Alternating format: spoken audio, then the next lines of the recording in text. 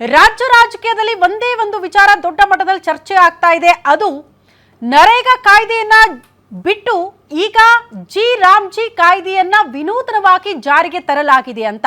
ಅಲ್ಲಿಗೆ ಮನ್ರೇಗಾ ಯುಗಾಂತ್ಯ ಹೊಸದೊಂದು ಕಾಯ್ದೆ ಜಾರಿಗೆ ತಂದ ಬಳಿಕ ಕೇಂದ್ರ ಸರ್ಕಾರ ಹೇಳ್ತಾ ಇರೋದೇನ್ ಗೊತ್ತಾ, ನವ ಭಾರತದ ಹೊಸ ಅಧ್ಯಾಯ ಪ್ರಾರಂಭ ಆಗ್ತಾ ಇದೆ ಈ ಕಾಯ್ದೆಯಿಂದ ಅಂತ.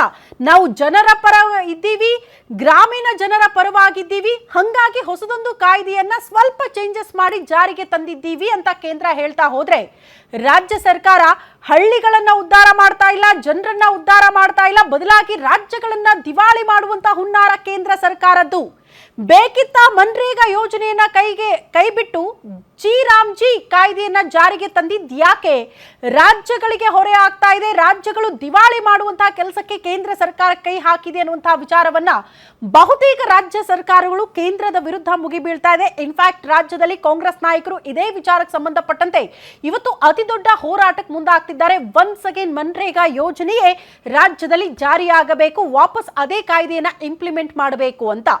ಬಟ್ ಜನಸಾಮಾನ್ಯರ ಅಭಿಪ್ರಾಯ ಏನು ಈ ವಿಚಾರಕ್ಕೆ ಸಂಬಂಧಪಟ್ಟಂತೆ? ಏನೇ ಹೇಳಿ, ಯೋಜನೆಯ ಒಂದಷ್ಟು ಲಾಭಗಳು ಬಹುತೇಕರಿಗೆ ಗೊತ್ತಿದೆ.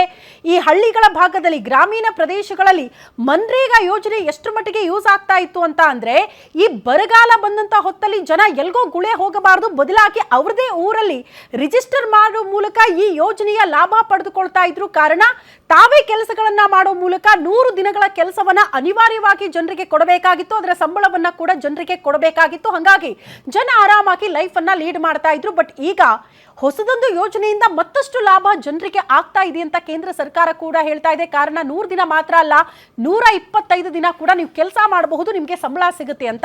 ನಿಜವಾಗ್ಲೂ ಯೋಜನೆಯ ಲಾಭ ಜನರಿಗೆ ಸಿಗ್ತಾ ಇದೆಯಾ, ಅಥವಾ ಅಧಿಕಾರಿಗಳು ಅದನ್ನ ಎನ್ಕ್ಯಾಶ್ ಮಾಡ್ಕೊಳ್ತಿದ್ದಾರಾ? ಈ ಯೋಜನೆಯ ವಿರುದ್ಧ ಯಾಕೆ ಕಾಂಗ್ರೆಸ್ ನಾಯಕರು ಕಿಡಿಕಾರ್ತಿದ್ದಾರೆ? ಈ ಎಲ್ಲ ವಿಚಾರಕ್ಕೆ ಸಂಬಂಧಪಟ್ಟಂತೆ ಇವತ್ತು ಸುದೀರ್ಘವಾಗಿ ಚರ್ಚೆ ಮಾಡೋಣ. ಇದೆ ಈ ಹೊತ್ತಿನ ವಿಶೇಷ ಮನ್ರೇಗಾ ಮಹಾಜ್ವಾಲೆ.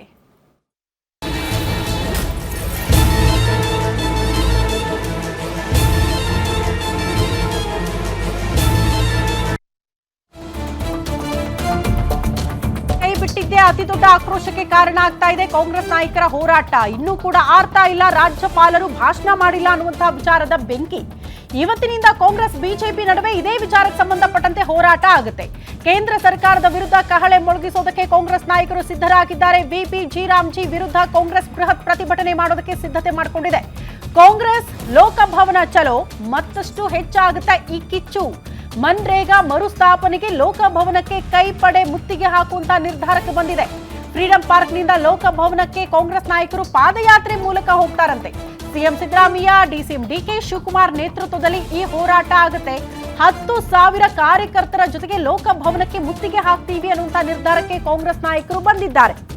2005ರಲ್ಲಿ ಕಾಂಗ್ರೆಸ್ ಸರ್ಕಾರ ಜಾರಿಗೆ ತಂದಂತಹ ಮನ್ರೇಗಾ ಯೋಜನೆ, ಈಗ ಅದನ್ನ ಕೈಬಿಟ್ಟು ರಾಮ್ಜಿ ಅನ್ನುವಂತ ಹೊಸ ಕಾಯ್ದೆ ಒಂದಷ್ಟು ಬದಲಾವಣೆಯ ಜೊತೆಗೆ, ಹೊಸ ರೂಪದ ಜೊತೆಗೆ, ನವ ಭಾರತದ ವಿಚಾರವನ್ನ ಮುಂದಿಟ್ಕೊಂಡು ಈ ಯೋಜನೆ ಜಾರಿಗೆ ತಂದಿದ್ದೀವಿ ಅಂತ ಕೇಂದ್ರ ಹೇಳ್ತಾ ಇದ್ರು ಕೂಡ ಇದನ್ನ ಒಪ್ಪಿಕೊಳ್ಳುವ ಪರಿಸ್ಥಿತಿಯಲ್ಲಿ ಕಾಂಗ್ರೆಸ್ ನಾಯಕರು ಇಲ್ಲ ಅನ್ನೋದು ಬಹಳ ಸ್ಪಷ್ಟವಾಗಿ ನೋಡೋದಕ್ಕೆ ಸಿಗ್ತಾ ಇದೆ.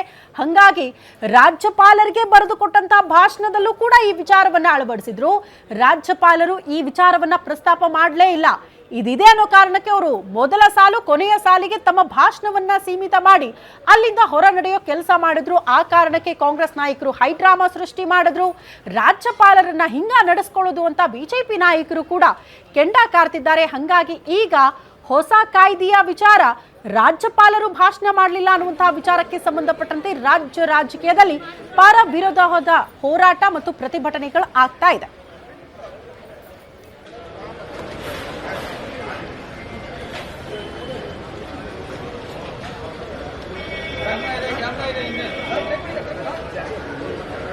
ಜನ